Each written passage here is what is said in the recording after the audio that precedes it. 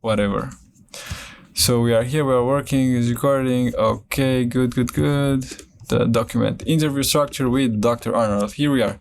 So you give me permission to record this interview. You said yes. Yeah.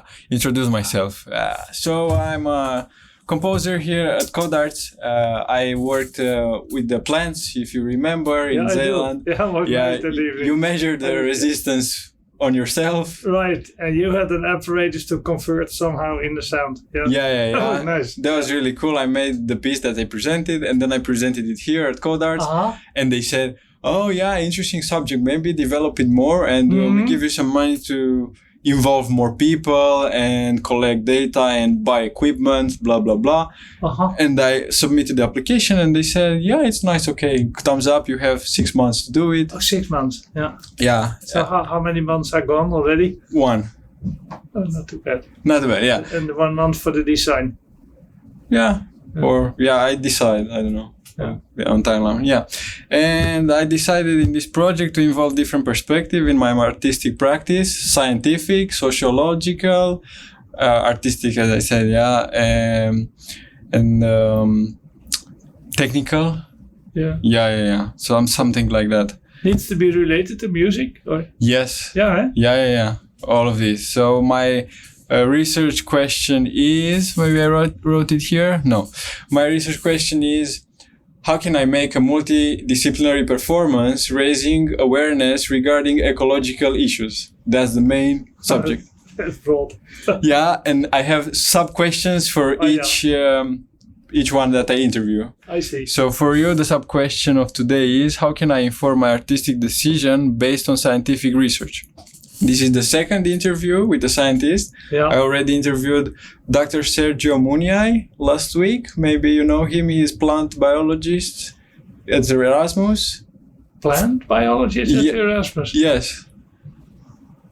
But he's still practicing in the field of plant biology, or he's doing something totally different, because there isn't really a discipline unless they are genetically modifying plants. But I don't know if he's involved in genetics, this guy. Plant biologist. What's his name again? Sergio Muniai. From Italy, he moved here. I don't know him. Yeah, and he And what department? Let's see. Plant biology, plant physiology, and he's also teaching food sustainability and nutrition. So 4 courses. At Erasmus. Yeah, and he worked for European Space Agency in a project here in Netherlands. Something like that. So he's located at the Erasmus University. What is it? Not here at the medical school, probably. Probably no. No. Where is the campus? I think the campus is in the eastern part of the city. I think there. Near the what's it called? The bridge. Yeah, Erasmus Bridge. No. Come on. Brienoord Bridge. The big one. The high road with the 2 bows. Okay. I don't know. It goes to the south. Yeah. By car. Not by bike. Yeah, anyway, so I interviewed him and we discussed about plants. He told me about how plants communicate through the roots. Yeah. Yeah, we looked at a study with electricity. Yeah. And the fungi in the bottom, because they've become important, eh? A little bit. We talked about that. He told me about it. That's a new thing coming up now. Yeah. It's really cool, no? Yeah. So how they interact. Yeah, it's interesting. And with this information that I received from him, I plan to make this project from Zeeland more scientific. So in the study that I looked at, they were saying put some calcium in the plant, so you get more electricity. In the water? In the water of the plant, yeah.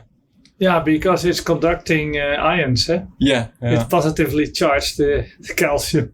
Yeah, or a copper wire with a battery connected to the copper wire to electrically stimulate the plant. I was trying in the garden, when I put on my shoes. Yeah. Because then, of course, the human body is salty. If you're sweating, it's all salt. Yeah. And so I tried to have a better connection at that point. So okay. Yeah, I didn't know that. Yeah, that was the reason. If you have your shoes on, it's rubber. It doesn't make any electric contact. No. So that's why I took my socks off. Yeah. Yeah. So with the plants, more information from there to build a nicer artistic performance, and today is about genetics because I looked up your articles on ResearchGate. It's a lot. Very specialized. Very specialized and not connected to my topic like almost at all because you're in this pump disease. Yeah, well, that's all electricity, moving That's muscles. True. Yeah. But for me, as an outsider, it was a bit hard to find connections, but I managed. It's extremely specialized, but yeah.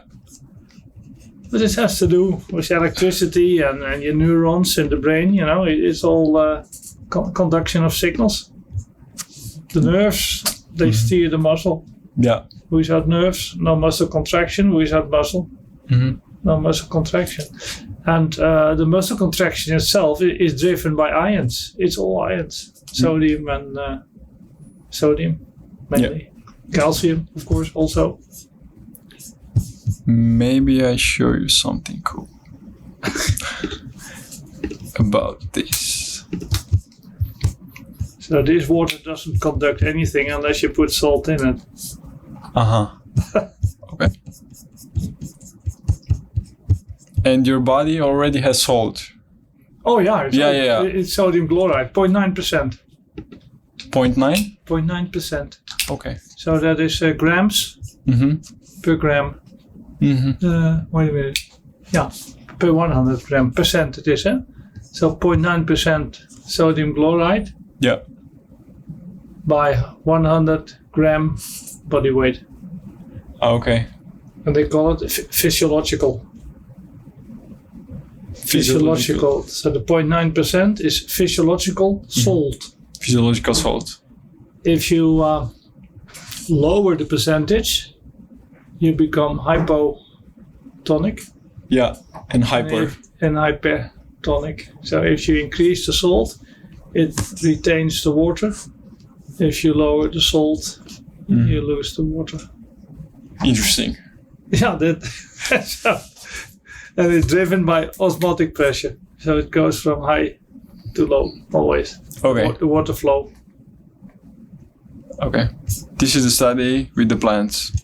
Oh, yeah. So is the expression of the ion in the genes of the plant? Yeah. And they are more expressed in the colored areas, something like that. The ions. Yes. Yeah, but the ions have nothing to do, well, only indirectly connected to genetics.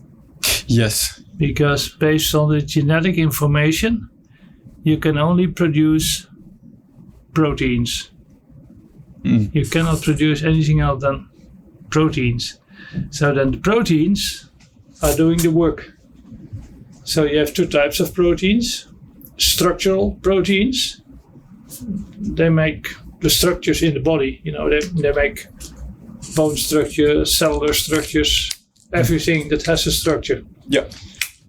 And then you have functional proteins, and they're involved in metabolism. So they convert one product to the other, and they manage non-biologic materials such as salts, etc. So, about a cell? Yeah. A plant, of course, is built of many, many cells. Yeah. And in the wall of these cells are also proteins. And they make pores. So little holes through the cell wall. And then the pores are important for the conduction of the electricity. So they let in the salt, sodium in, calcium out, things like that, So there's a protein that regulate. But based on DNA, you cannot make salt. No. That's not part of the genetic code. Genetic code encodes proteins. And proteins do the job. So altogether, all proteins, they are zillions, they have different functions. And they make sure that enough ions are taken from the soil. Yeah. And given back to the soil or whatever. So the exchange of all kinds of materials and products. This also happens if you go barefoot on the grass between the ground and your body? Well, this process? Body releases, whether it's automatically, I think so. Because if you in salt water, I think when you are in salt water all the time, like the Dead Sea, Yeah. Then what happens? The water of the body goes into the sea because the sea has a higher salt concentration. Yeah, and you float. And you float, but you're losing water because the salt concentration of the body is lower. Mm-hmm. Oh, wait a minute. Yeah, it's lower than the salt concentration of the sea. Yeah. So that means that you always try to get a balance. Eh? So the water from the body then goes into the sea. Yeah. So you shrink. You're losing water. So if I stay on an Israeli beach, I lose water. You lose water. If you are the whole day in the sea. In the water, yeah you're losing water. Interesting. Interesting. Yes. Yes. So first written question is to establish a nomenclature for me because I'm outside this domain. Yeah. What is a gene in simple words? Because I read the dictionary, but somehow I need simple words. Okay. Simple word for what? For gene. Gene? Yeah, what is a gene? What is a gene? Gene. No. I think the word comes from the Greek. Yeah. Kirnosko or something. And I'm not sure though. But I think it's kirnosko, which means to be born or to acquire knowledge or something. Kirnosko, it's with a G. Look for the Greek. What does it say? Of course, nowadays in modern Greek it's just gene. Yeah, from Greek pan. All. Yeah. Genos, race. Yeah. Yeah. Gene, genos. Yeah. Kirchnomai. Yeah, I only know. Genos, bird. Okay. Yeah, so it is the old Greek. It's kirnosko. That's the. You speak Old Greek? I can read it. Yeah. Really? Yeah. Well, I had. Impressive. Whatever classic education. Very classic. So 6 years of Latin every day. My mom teaches Latin. She would be proud. Yeah. But not for me because I scored. How much did I score? 4. Final exam 4. From 10. Yeah, 4 from 10. So I failed. I was something like that as well. So really unbelievable. And in Latin you have all these. Like you have in French and in German. And in Romanian as well. Yeah, right. Oh. Yeah. Well, Latin, of course, Romanian. Yeah, sure. The conjugation all the or different the cases. conjugations. Yeah. So I had to translate a piece of Latin. I didn't do that bad. I didn't do good. I didn't do that bad. And then they said, whatever. How do you call it? What? Now you said all these different endings. It's called the... cases? No, the endings. Conjugations. Yeah, something like that. So I said, this could be the pluralis or whatever. He said, no, it's wrong. And I said, this could be the futurum exactum. Yeah. No, that was wrong. It went on and on. Yeah. And they felt that they noticed I didn't know. So he kept asking. And then there was only one left, and I don't know which one it was. So I picked the last one for the very final. And then he was very sarcastic. He said, yes, that's it. And the whole text is in the same form. And then I scored a 4. But luckily Greek was 6 minus. Yeah, it's very hard now. And Dutch was 5 2/3 or something like that. I got 6 at Romanian, so we are close. Oh boy! Final exam. Yeah. They gave me a poem, and really I had no idea what it meant. One of these very modern style of poets. I couldn't make anything of it. So Okay. it was 5 2/3, just enough, because it divided in groups. And you cannot have 2 groups negative score. No. That's sufficient. So Back to the genes? yeah, the genes. Okay, so it is. It's from Greek bird. To be born. Yeah. Something that doesn't exist, and so something to Unpack? Yeah, not exactly. You should see it as a cookbook. Maybe a cookbook. Like guidelines? It's a recipe. It's a recipe. So genetic information is really the recipe to make. Okay. And to make proteins. Yeah. And the recipe is written in a chemical molecule, so a chemical compound, and the chemical compound is called DNA. Yeah. So the genetic information is encrypted is the better word, encrypted in the DNA. Yeah. So based on that genetic information, the body is able to produce proteins. And then you have the connection of one gene usually codes for one specific protein. Yeah. But some genes, by using different parts of the gene and combining them in a different way, they can code for several proteins. So that's actually what a gene is. So it's a recipe. It's a genetic recipe. It's a chemical recipe, a chemical compound. Yeah. Isn't it amazing that all the bodies in the world have these recipes? Yeah. The plants also, animals. Yeah.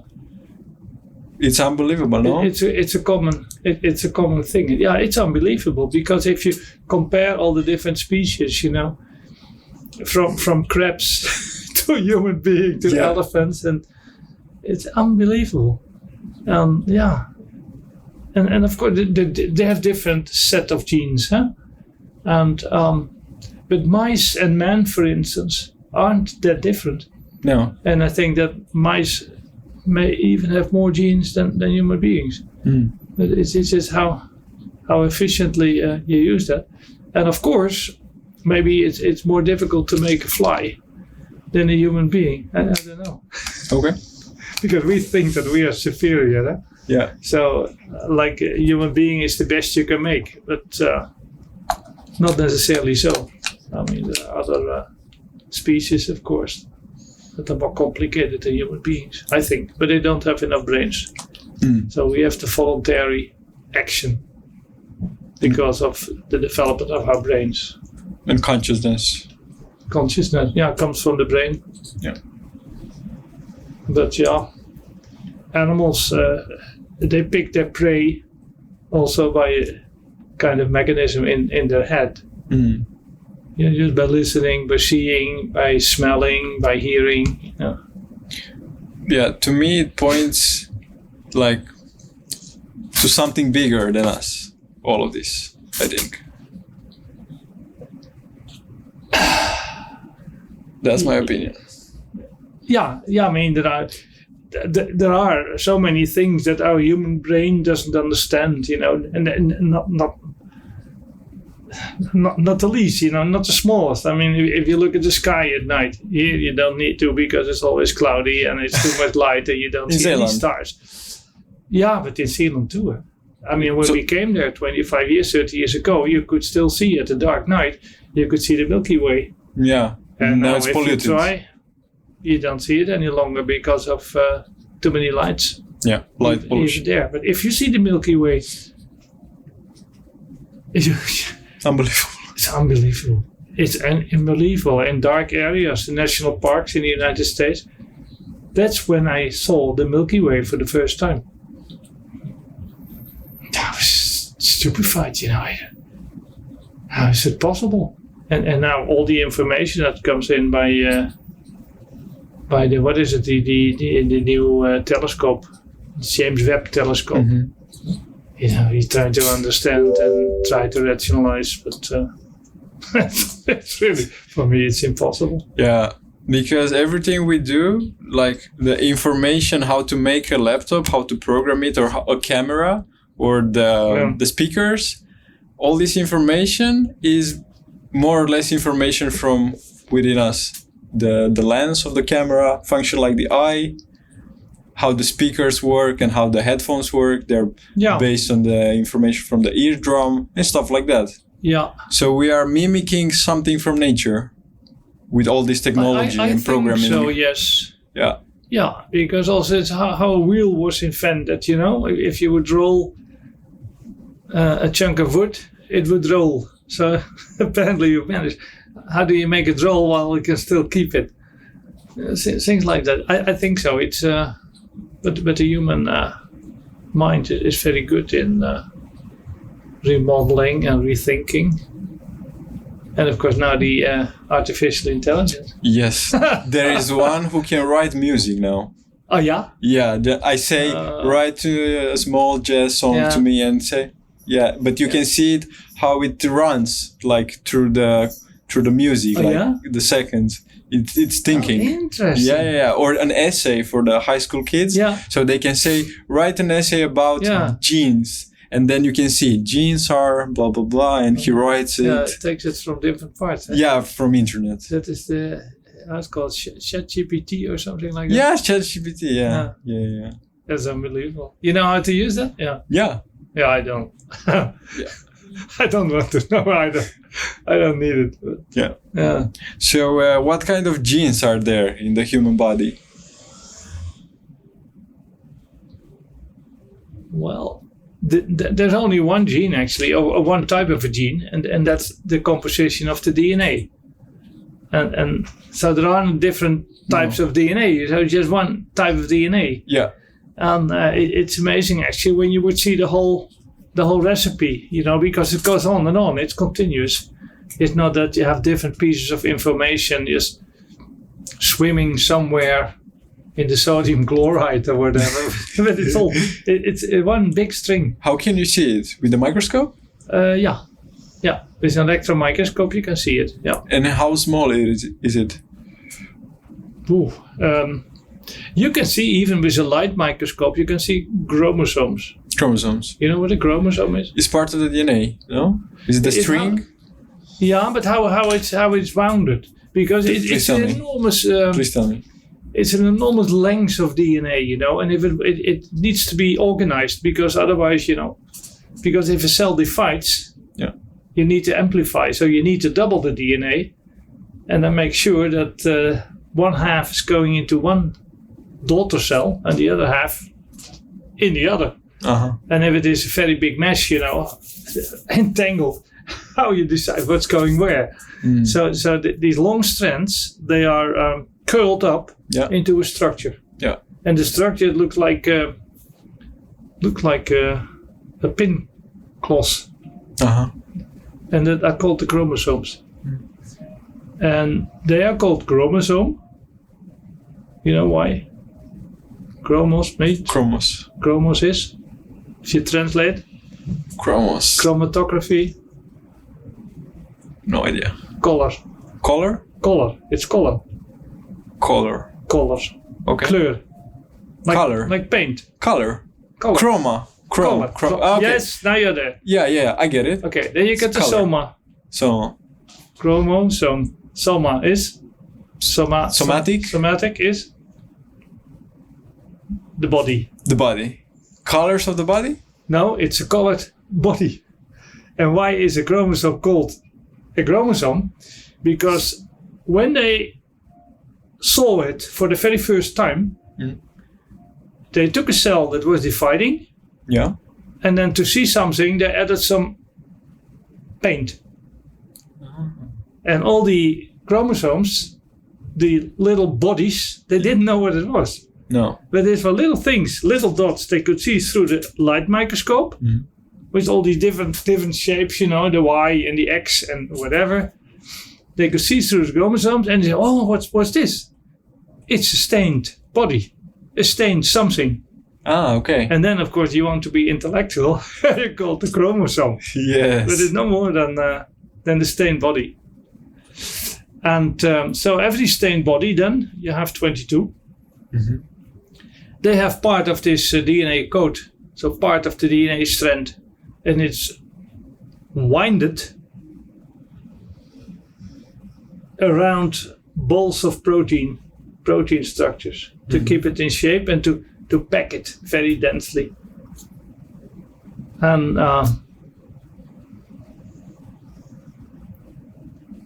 so if you need then a piece of information, this strand, which is curled and really tangled, it opens. It's a double-stranded DNA. Yeah. So it's kind of this. Then at some point, if you need this piece of information, it opens.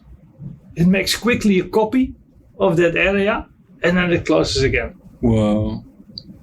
And then the copy leaves the nucleus of the cell. The nucleus is the center where the DNA is contained. Wow. And then the messenger is called the messenger because it carries the important information from the DNA, comes out of the nucleus, and based then on the code, which is a copy of the DNA, it starts to make a protein. A specific protein. A specific protein, the protein that is encoded by that specific gene. Wow. And then somewhere further on the road, you have another code for another protein. Another protein, and sometimes they overlap. So the one uses this part of the code, and the other one uses this part of the code. Makes another protein. And they all know exactly where to go to take the recipe and how to make it. And when to make it. And when and in what percentage. Right? And whether in the liver or in the lungs or in the eye or in the ear or whatever. All in time. Unbelievable. It's unbelievable because after fertilization, a girl and a man, you have only one egg. Yeah. So that's the one cell embryo. Mm-hmm. And that cell, of course, has to develop into a human body or in a fly or whatever, It's always like that. Yeah. So that it means that at one time you need a specific set of information. So at one particular time it opens up here, next time there, it makes the protein that's needed. And everything goes right, or things go wrong. Yeah. Yeah. So how come you're sitting here, It's impossible. It's impossible that we are talking, because if you think, that was done. Why is science beyond comprehension? Always telling, like some scientists, they say, there is no God or something like that, when all these things point to something bigger. Yeah. I don't know, like the form exactly or what exactly, but to be here, the chances are like, I don't know. Nothing. Yeah. Yeah, but then you talk about how many millions of years, How many million. Yeah. And then they think it all came from gases or whatever. You can also say you have the Big Bang in the beginning, but where does it come from? But I don't see contradiction with Big Bang and, I don't know. It's all one line. Yeah, yeah. So I think you really do not need a God unless you say, okay, there are many things I don't understand. These are far behind. And you can call that God, yeah, or Allah, or whatever name you give it, or you say, okay, I don't believe in anything, but there must be a driving force. But I don't know what it is. Yeah, and no one knows. But I would like to know. Yeah, no way. No way? No. I don't think so. No. Okay. Otherwise, we would have known. No, it's too much for us. Too much for the brains, Might take another. I don't know. We'll never know. Yeah. So are we still on time? Following this new subject, far beyond the subject? It's fine. It's an open discussion. Oh. Yeah. What do I have here?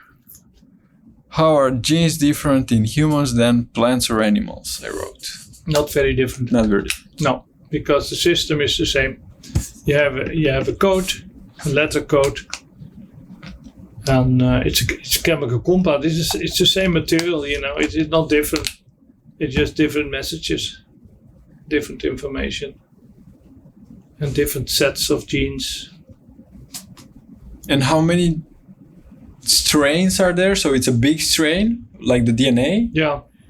And then can we quantify it in a way? To say a number about it, like how big is it? Yeah, but I can't tell you. But there's a number. It's like a human being. How many genes do they have? Not that many, really. I should have known. I think 20,000. You said 20,000? 20,000. So. Did I say so?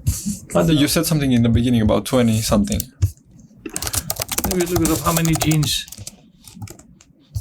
Yeah, I'm curious. 20 and 25. Okay. Yeah. So I remembered well. Yeah. 10 years after my retirement.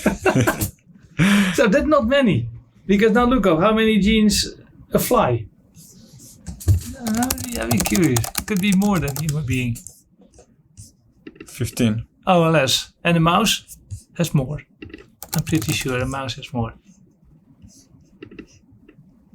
47,000. Double. Double. Double. Yes. So. Wow. Come back to Earth.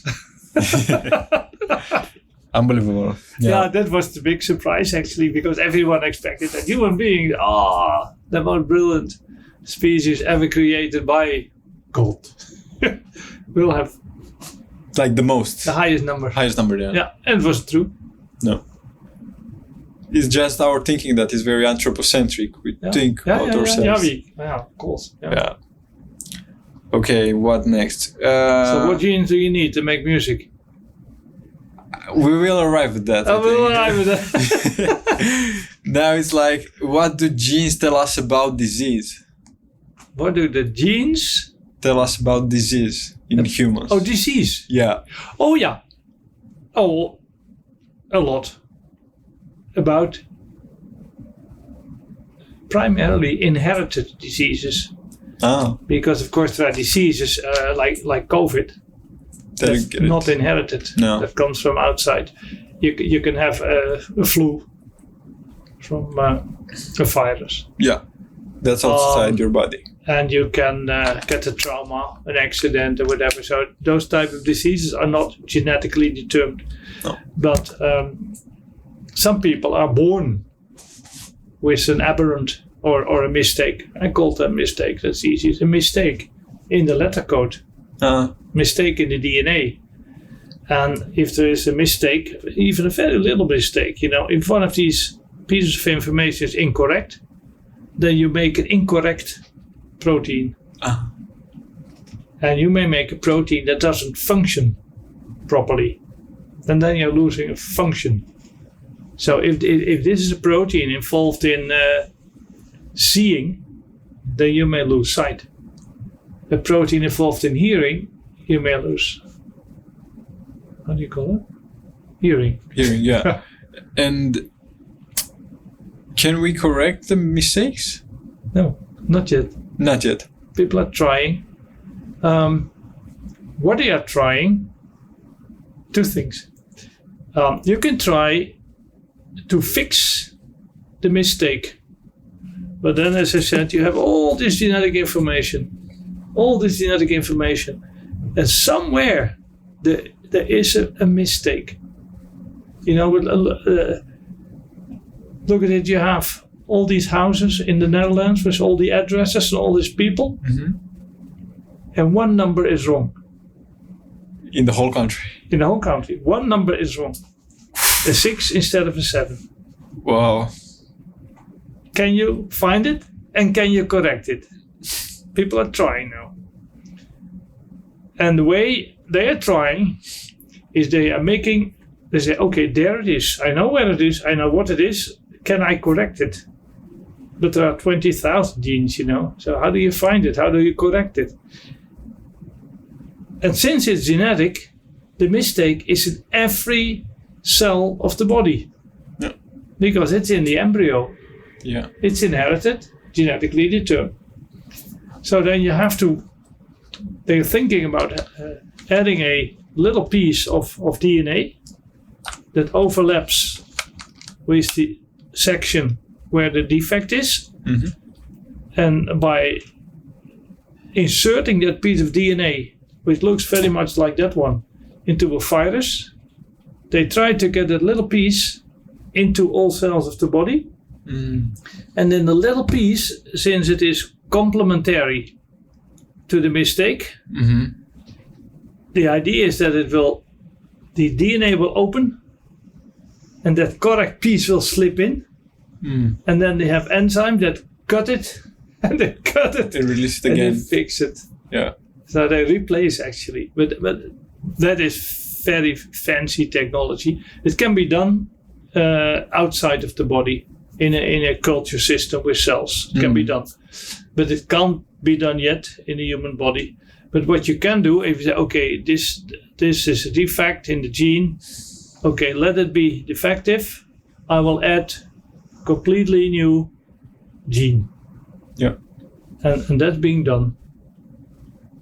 Because then you take the correct information of the human, you can clone it. Yeah. So you have a pot full of it. Then you insert it into a virus. Viruses are usually circular. Yeah. So you put it in. Mm-hmm. You let the virus infect the human body. Yeah. And then that piece of DNA with the correct information will then join in with the already present genetic information and will take over the function. Sounds That's a little called bit like the vaccine. The gene therapy. No? Like the mRNA vaccine? It comes close.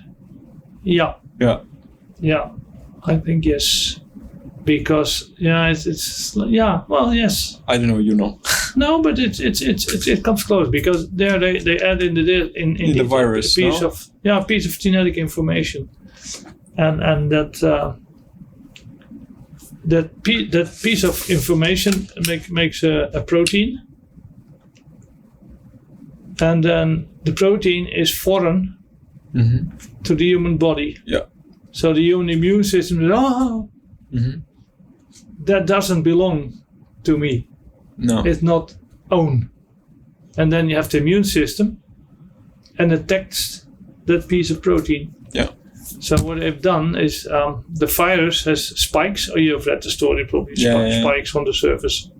So the spikes stand out, and the spikes are made of protein. That is a structural protein. Yeah. Because it makes the structure of the virus.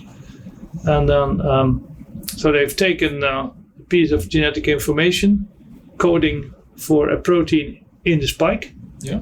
So the spikes of the virus are recognized as a foreign body. So if you are infected with the virus, the human immune system is alerted. Yeah. It starts to produce antibodies and then remove the virus. And that's it. That's it.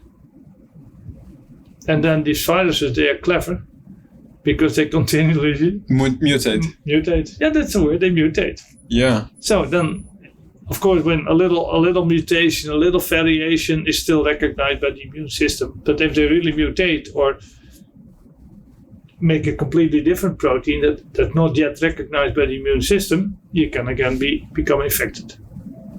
They don't recognize a variation from the first prototype, no?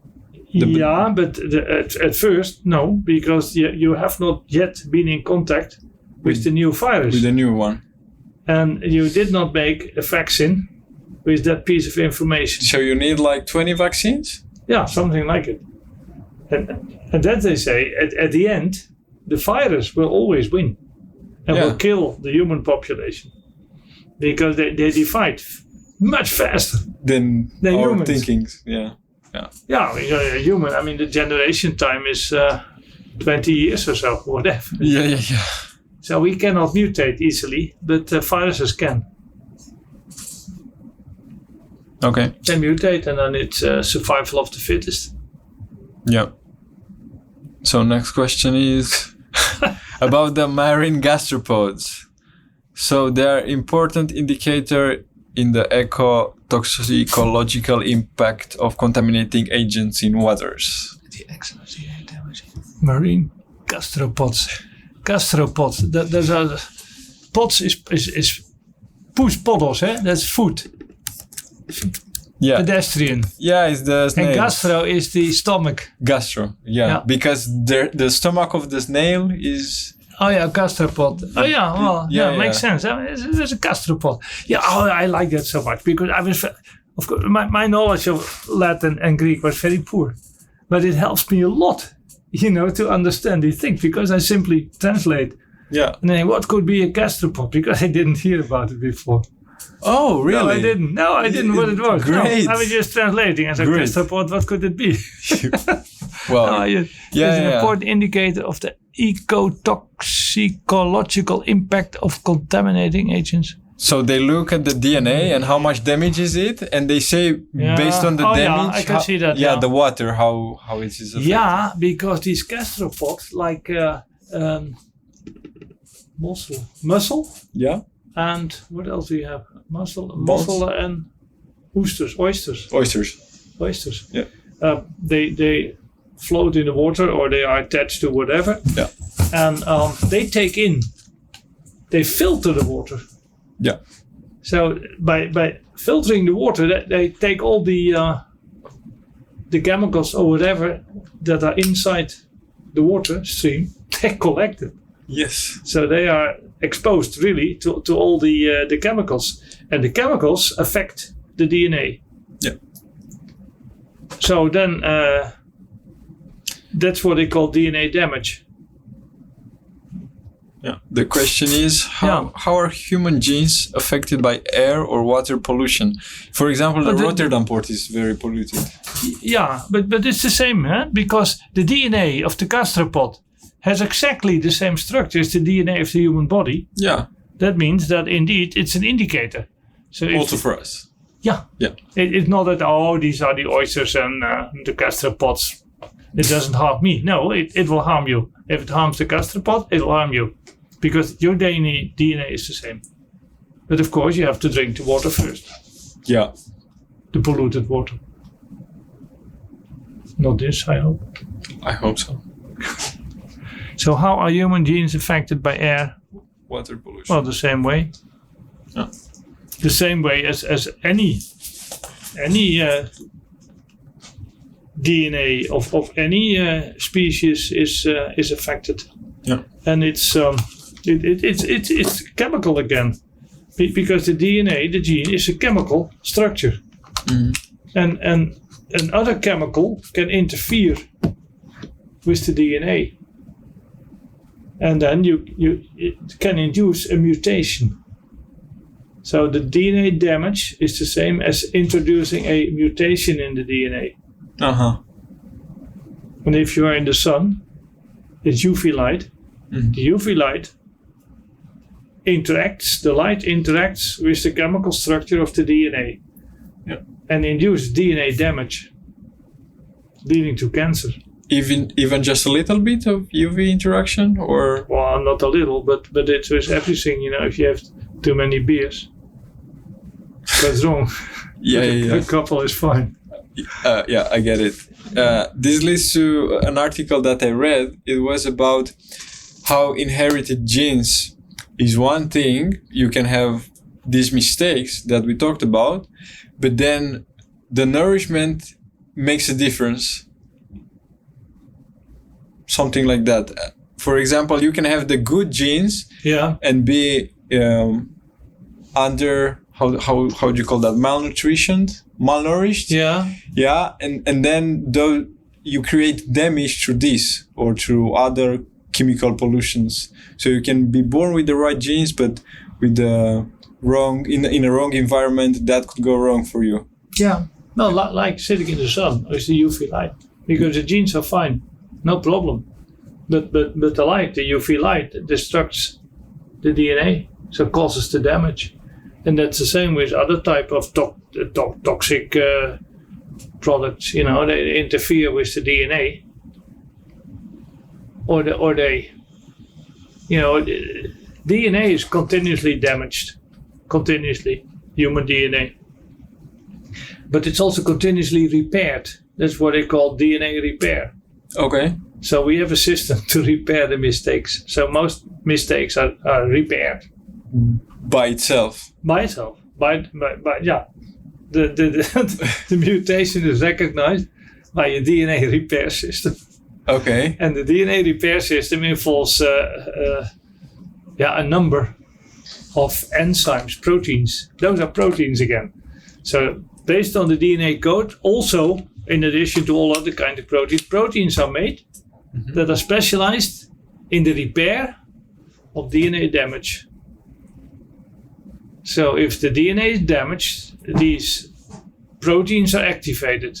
So if the DNA at this piece is damaged, then the genes coding for these repair enzymes are activated somewhere else. Okay. So the repair enzymes are made, and then the repair enzyme, they find the spot. Wow. Fix the damage, Fun. and they repair the damage. And they can do that so often. But if the toxic initiator is coming and coming and coming Like and coming, with cigarettes or like a cigarette. So at the end, you make a mistake. You don't repair correctly. no. And then the cell starts to divide and you have a cancer. As a simple model. I mean, but that's the most common thing that happens, that it leads to DNA damage to cancer. Yeah. So number 11, what can we do to make our genes happy? Live healthy. Sport? Okay. I don't know, because most actions do not have a direct effect on the DNA. No? No, Like drinking water? doesn't affect the DNA, No. but alcohol does. I think Drugs? drugs for sure. Cocaine or Stuff like that. Yeah. Also the They also neuroplasticity act on the brain, and and the chemicals. because there's also a system, of course. If you damage your brain, then of course genes are again activated to try to repair. Yeah. So it's an indirect system. Yeah. Before going to sound and genes, for example, I have an immune condition Yeah. that affects tissues such as skin and joints. Yeah. And talking about these genes, I was thinking, is there a way to make the genes say, okay, we go here and correct it? Because right now it's attacking with these antibodies from itself. The body is attacking itself, making antibodies. Yeah, my English is so poor, sorry. No, it's okay. Making But it's a complicated system. That's why I don't get immediately. So he thinks that the body is the enemy on short, and attacks like the knee, the joint knee. Yeah. If there's something wrong in the knee. There's nothing wrong in the knee. Nothing at all. It is because of the damage, but I mean, the body thinks that there is something wrong when there isn't. So it starts to attack the cartilage, shooting like into it. Rheumatoid arthritis. It's not rheumatoid arthritis, but like osteoarthritis. Yeah. Yes. Inflammation of the joints. Yes, Yeah. for example, or of the skin. If you can see here, there are lesions. Yeah. Good. Yeah. So Could be. Yeah. So how can we repair genes in these cases to correct these things? Not necessarily genes. No. But what's happening in these cases that for a rheumatoid arthritis, it's an autoimmune disease. This is and that's a mistake in the recognition of certain proteins. So in autoimmune diseases, the immune system recognizes proteins that belong to the human body as a foreign invader. Yeah. So they kind of get derailed. There is no longer a system that says, stop, because this belongs here, Yeah. It's there's something strange here. And then it attacks. Yes. It's an autoimmune disease. Yeah, that's the recognition. And it can be induced, for instance, by a virus or whatever. If you have an infection of some kind, then the virus responds by making antibodies to the virus. But if the protein of the virus has similarity with the protein on the knee, then attacks both. Yeah, something like that. And then after the virus is out of the system, it keeps attacking the knee. Yeah. So that's the problem. Yeah. Yeah. You have But there are other diseases, of course, of the immune system. Yeah. There's something like severe combined immune deficiency syndrome. Mm-hmm. But in that case, the human body is not able to make any antibodies against anything. That's bad. Yeah, and because you can't even go outdoors because you'll be killed immediately. It's called, do you hear about the bubble boy? It's years and years and years Yeah. ago that this baby was born with SCID, severe combined immune deficiency. And so they put the baby in a balloon, in a sterile balloon. So nothing, For all his life. For all his life, because nothing was wrong. There was no exposure to to anything. Wow. But when you take it out, boom, you're dead within a day. Wow. And so that was one of the very first diseases where they tried gene therapy. And because they found out what gene was defective, and then they took a virus and they built in this human gene into the virus and infected these kids. And they started with 11 kids. That's already now, more than 20 years ago. Mm-hmm. Was in Paris, and I think 7 of the 11 died, but some survived, and some attracted